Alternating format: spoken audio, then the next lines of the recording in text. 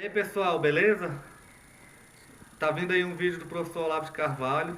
Inscreva-se no canal, compartilhe, curtam o vídeo e apoiem nosso canal se puder. Todo mundo junto aí para tentar mudar o Brasil, ajudando nosso presidente. Valeu, galera. Forte abraço. Alguma força, alguma criatividade na literatura, por exemplo, que dura até pelo menos os anos 80, mas o chamado debate nacional, ele vai enfraquecendo, empobrecendo, até o ponto onde você vê opiniões assim que eu quase caio de costas quando eu leio isso, né? Eu estava lendo o tal do Leandro Narlock, né? Que diz assim, não, o pessoal está falando mal desses haitianos, senegaleses, etc. Eles dizem que eles são a escória, mas ainda algumas gerações atrás a escória era os alemães, japoneses e italianos. Ele diz, dá a impressão, porque são imigrantes, então é o preconceito anti-imigrante. O cara está raciocinando a partir de uma de uma similitude entre palavras. Mas, imigrante, escória. Imigrante, escória. Se é imigrante, se chama de escória. Bom, acontece que os japoneses, italianos e alemães nunca foram chamados como escória. Ao contrário, eles foram chamados, sobretudo, seja no começo do século, seja depois pelo governo de Getúlio Vargas, porque eles iam aumentar o nível, elevar o nível técnico da nossa população, meu Deus do céu. E eles traziam toda a tecnologia. Eu vi isso com meus dois olhos. Quando eu participei do recenseamento escolar no sul do estado de São Paulo, a gente só via por toda parte miséria. Eu contei para vocês do casal, é um sujeito branco, uma mulher preta, e tinham lá uns filhos, e um filho não tinha nem nome. Quer dizer, nem perdido no mato, né? Era o quê? Tatu-bola, minhoca? Não, é um cidadão brasileiro, pô. 8 anos de idade não tinha nome ainda. Quer dizer, era esta miséria, uma miséria humana indescritível. Não era miséria. Não era fome. Fome eles não passavam, eles pescavam, até comiam bem, estavam bem saudáveis. Tal. Mas era a miséria da total falta de recurso para agir no mundo. Né? E depois de vários dias no mato, vendo aqueles caiçara tudo ferrado, né, tudo de pé no chão, cheio de bicho de pé, né, sem entender nada, perdido no mato mesmo, perdido no espaço. De repente encontramos um castelo de madeira, onde o imigrante japonês abrigava uma família de 40 membros, e onde nos ofereceu um jantar pantagruélico ali. Também tem um outro episódio, foi contado pelo coronel Gustavo Borges. A aeronáutica achava que os pilotos tinham que tomar muito suco de laranja por causa da visão, né? Para melhorar a visão. Então eles tinham lá um terreno e eles dividiram o terreno em 8 pedaços e venderam para os plantadores. 7 dos plantadores brasileiros logo desistiram. Mas o 8º plantador, que era um japonês, a produção dele supria a dos outros 7 e ainda sobrava para ele vender. Quer dizer, ele entregava para a aeronáutica, o que a aeronáutica tinha combinado com ele, ainda sobrava, ainda ele fazia um comércio paralelo. Só que você ia no terreno dele, estava 24 horas o trator funcionando. Quando não era ele, era a mulher, quando era a mulher, era o filho. Então, você vê, a capacidade de ação técnica, profissional desses imigrantes, italianos, alemães e japoneses, é um negócio prodigioso. E isso veio para ajudar o Brasil. Eles não vieram para traficar tóxico. Eles não vieram para entrar em programa assistencial do governo. Eles vieram para trabalhar e para ensinar os brasileiros a trabalhar. Quanta gente, né, não foi civilizado por alemão. Né? Eu, assim, o meu primeiro emprego foi com o alemão, o senhor Karl-Heinz Lochmann, que me ensinou um bocado de coisa. Né?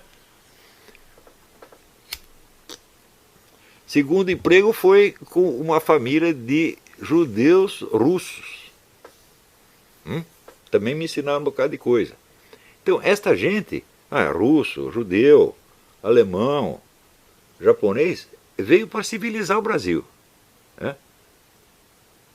Não veio para ficar se arrastando na rua cheio de cocaína na cabeça, tá certo, para cometer crime e entrar nos projetos assistenciais do governo. Então, o paralelo que o sujeito faz é inteiramente verbal. Enquanto paralelo verbal parece que está certo. Se o sujeito é imigrante, você chama de escória. Então hoje são os haitianos, senegaleses, ontem era o japonês, o italiano. Digo, mas como é possível o nego escrever sobre uma coisa da qual ele ignora tudo? Tudo, tudo, tudo, tudo, tudo. É o Narloch, é imigrante também. Né? Da onde é Narloch? Né? Esse é alemão, é. Então, olha, você veja aqui, nas obras do Oswald de Andrade tem uma cena, acho que é do Marco Zero, né, que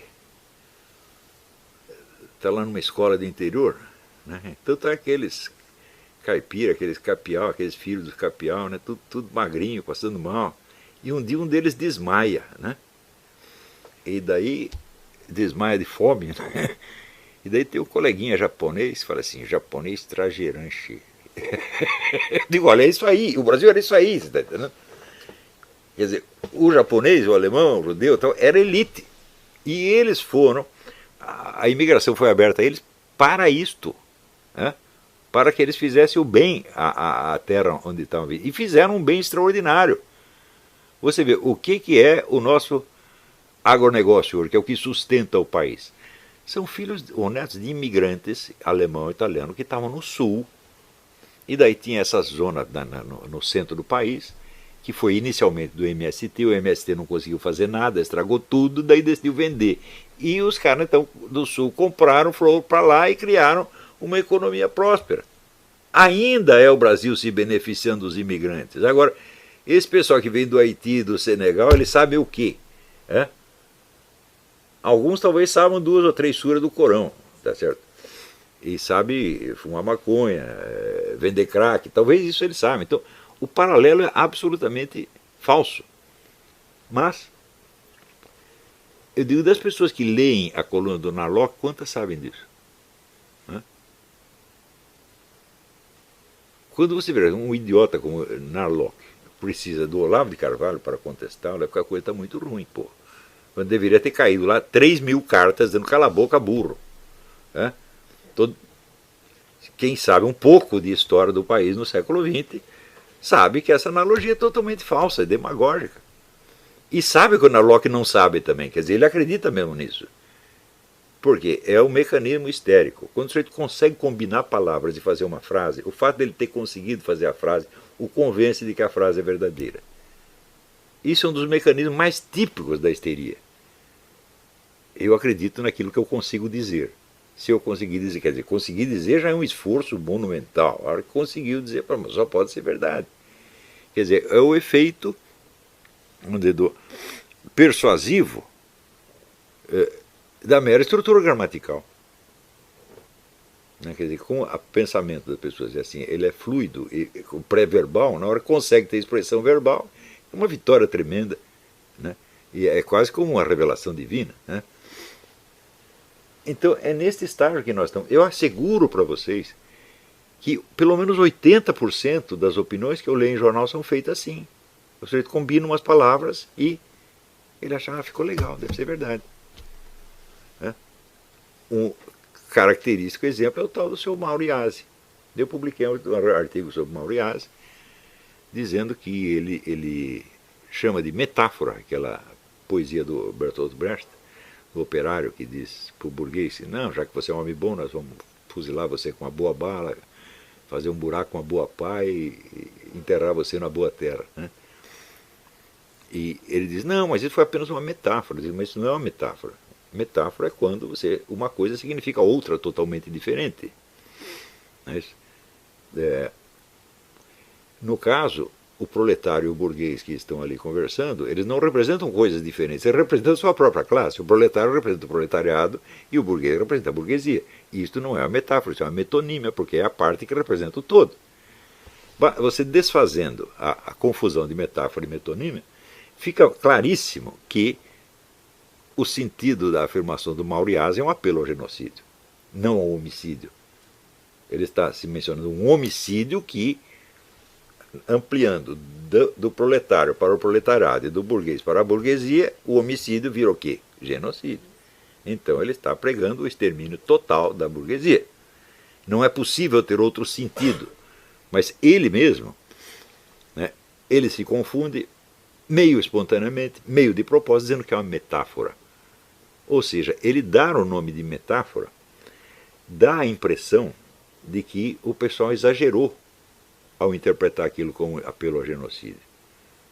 Na verdade, é uma coisa muito mais inocente. É outra coisa. Mas qual coisa?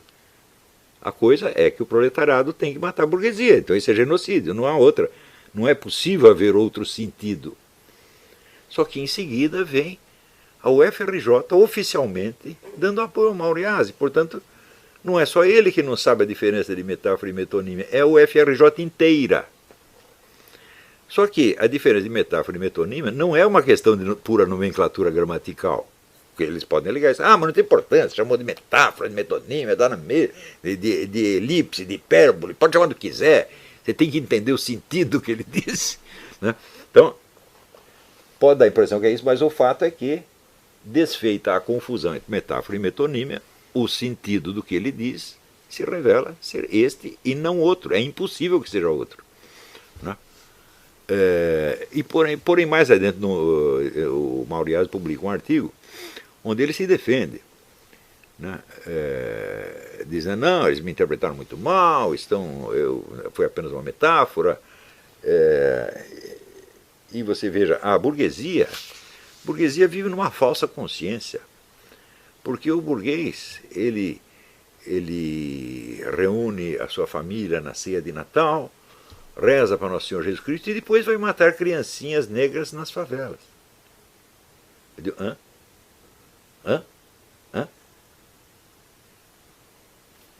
Se você disser que ele acusou a burguesia inteira de ser homicida, assassino de criança, ele vai dizer, não, foi uma metáfora. Mas isso não é uma metáfora, isso é uma elipse. Ele está vendo assim, por um lado você tem o burguês lá jantando com a sua família, que ele associa, sei lá por quê, ao cristianismo, quando na verdade eu não creio que a classe empresarial brasileira seja notadamente cristã. Isso, de fato não é. Mas ele associa isso com depois alguma cena de violência nas favelas. Também eu não sei que esteja aí nem a mesma polícia, nem mesmo a PM sair matando criancinhas nas escolas, nas favelas, né? Mas vamos supor que matasse uma criancinha, né? Eu não acredito que um garoto de 16, 17 anos que trafica droga possa ser chamado de criancinha, mas também aí já é uma hipérbole, né? Mas qual é a elipse?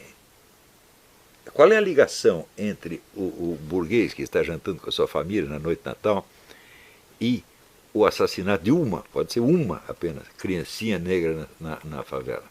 Qual é a ligação? A ligação é através da ideologia burguesa.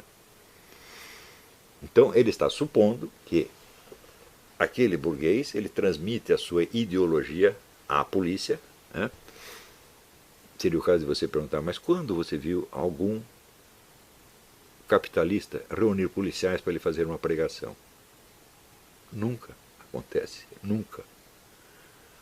Mas, supondo que exista essa ligação, está aqui o burguês, a ideologia, em seguida, supõe que a ideologia burguesa manda matar criancinhas nas escolas, segundo a suposição. Então, a polícia é o braço armado da burguesia que está lá para defender o privilégio de classe. Mas como a polícia pode fazer isto se a maior parte dos crimes são praticados por pobres contra pobres? Qualquer estatística lhe mostrará isto. Se você perguntar assim, quantos capitalistas foram mortos por bandidos nos últimos 10 anos? É um número ínfimo. Agora, se você perguntar quantos pés rapados na favela foram mortos por outros pés rapados, é 99%. Então, a ligação entre o burguês na sua ceia de Natal e a morte da criancinha negra na favela se dá através de uma série de suposições pseudo-sociológicas que, através da ideologia burguesa, transforma a polícia em agente da burguesia e a polícia, portanto, mata criancinhas negras para proteger o burguês. Até hoje não entendi que risco as criancinhas negras podem oferecer para a burguesia. Mas essa figura chama-se elipse. E esse é o tipo da elipse enganosa que é o instrumento. Eu já demonstrei isso no caso da Marilena Chaui, no caso do Frei Beto e em vários outros casos, né? Leonardo Boff. Este é o procedimento estilístico característico e típico desta intelectualidade ativista de esquerda. Quer dizer, o sujeito salta sobre etapas de raciocínio, dando a impressão de que existe uma ligação direta entre coisas cuja única ligação é uma sequência de suposições absolutamente insustentável. Mas que para eles aquilo tem uma visualidade. Eu acredito que o Mauro Iasi, ele realmente vê o burguês saindo da ceia de Natal para matar a criancinha na escola, na favela. Quer dizer, mas... Gente, o que é isso? Isso já realmente é um retardamento mental. Só que é um retardamento mental conveniente. Né? Porque esse tipo de imbecilidade é um efeito histérico. Isso é importante. Né? Que é da autopersuasão puramente verbal.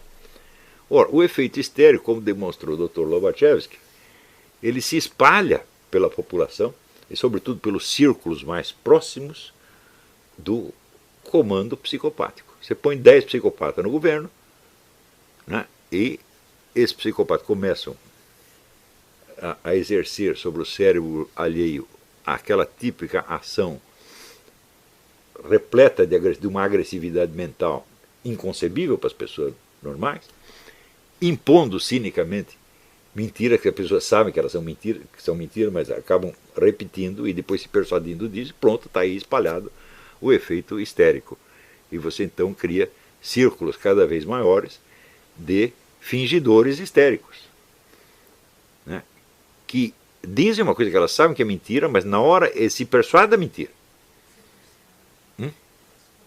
Pode falar.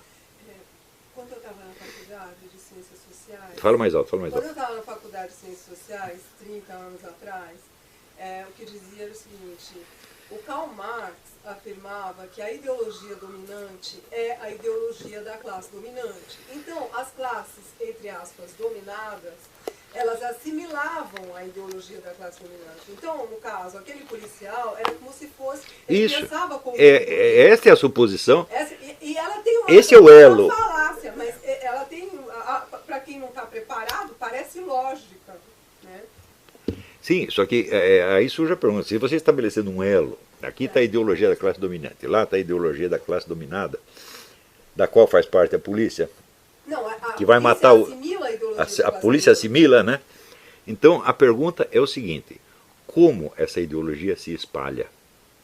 Em primeiro lugar, como ela se formula? Nas notícias de jornal, nas propagandas de... Não, isso já é a expressão dela. Então você faz o seguinte: para ter uma ideologia, e para essa ideologia poder atuar sobre a classe, sobre as outras classes, é necessário que a classe interessada se reúna e formule a sua ideologia. Não é isso? Então, esta ideologia deveria estar formulada em livros. Agora, se você vê o seguinte: quantos livros no Brasil foram publicados nos últimos 60 anos formulando uma ideologia capitalista e compara com os que formulam a ideologia socialista? O capitalista perde longe. Só começou a publicar livros o Brasil só começou a publicar livros pró-capitalistas depois de fundado o Instituto Liberal pelo Donald Stewart, né? Então, assim, é um número ínfimo. Isso quer dizer que a maior parte dos capitalistas desconhece a ideologia, aquilo que se diz que é a ideologia da sua classe. Eles não têm a menor ideia. E se você vender uma ideologia socialista, eles compram porque eles não ligam para ideologias. Não ligar para ideologias é uma das características típicas do empresariado brasileiro, né? Então, segundo, como essa ideologia se transmite aos agentes que vão reproduzi-la?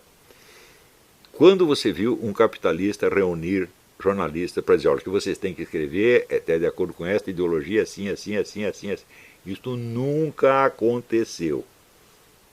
E por nunca ter acontecido é que 99% da classe jornalística é gente de esquerda. Isso quer dizer, se você perguntar assim, quantas vezes, por exemplo, baixou na redação o Otávio Frias Oliveira, Otávio Frias pai, para dizer para eles: vocês têm que fazer propaganda do capitalismo. Nunca ele fez isso. Né? E ninguém fez. Então isso quer dizer que a ideologia burguesa aparentemente, ela se expande por vias telepáticas. Porque ninguém a defende, ninguém a ensina, tá certo? E ela aparece misteriosamente sendo repassada ao povo através de jornais e programas de televisão feitas 100% por comunistas. Quer dizer, em que mundo esse pessoal está? É um mundo do fingimento histérico, evidentemente. Né? Você veja, chega ao ponto absurdo que o pessoal lê o Pierre Bourdieu e diz: as universidades são a máquina de reprodução da ideologia capitalista.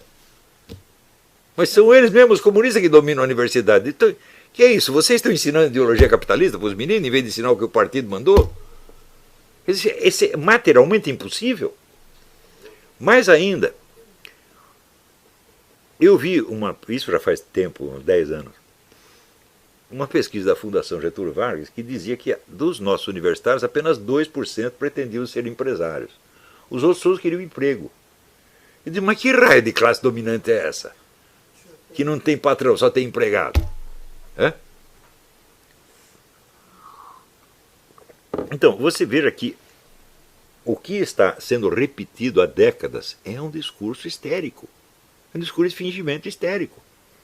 O que permite que essas pessoas, todas envolvidas nisso, como Mauro Iazzi, o próprio Lula, então, acreditem em coisas que são obviamente falsas, mas nas quais eles precisam acreditar.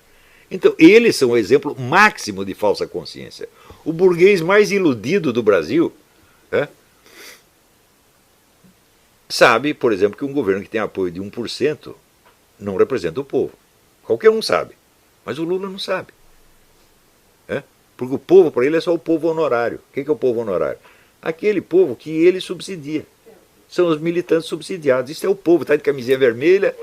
É o turma da mortadela, isso para ele é o povo. Mas só que ele acredita nisso mesmo. Ele não está mentindo, ele está fingindo. Isso é diferente. Mentir é uma coisa assim. Eu vou enganar esse desgraçado, fazer ele acreditar numa coisa que eu sei que é falsa. Isso é mentira. O fingimento é quando você praticamente treina dentro do espelho e se persuade daquilo para quê? Para a sua performance ter alguma verossimilhança. É um efeito Stanislavski, tá entendendo? E o que nós lemos no Brasil, assim, o número de mentiras mesmo é muito pequeno. O fingimento é 99%. Então, vocês veem o tamanho da crise cognitiva que tem isso aí. Eu não vou chamar de crise intelectual, porque intelectual dá a impressão que eu estou me referindo às profissões intelectuais. Não, eu estou me referindo ao conhecimento disponível, ao conjunto das informações disponíveis, à capacidade de absorvê-las e de reagir a elas de algum modo. Isto é uma crise cognitiva. Isto é um país onde o pessoal só sabe do que está acontecendo através da internet. Não é através de escola, não é através de mídia, não é através de debates no parlamento, não é através de pronunciamentos oficiais, ou seja, da internet para cima só reina o silêncio. Você vê o fenômeno do Foro de São Paulo. 16 anos o pessoal negando a existência de uma organização política que já existiu no continente. Tem gente que ainda nega. Tem esse analfabeto, esse Marco Antônio Villa, ainda diz: não, isso aí não é nada. Mas não é nada porque ele não prestou atenção. Então,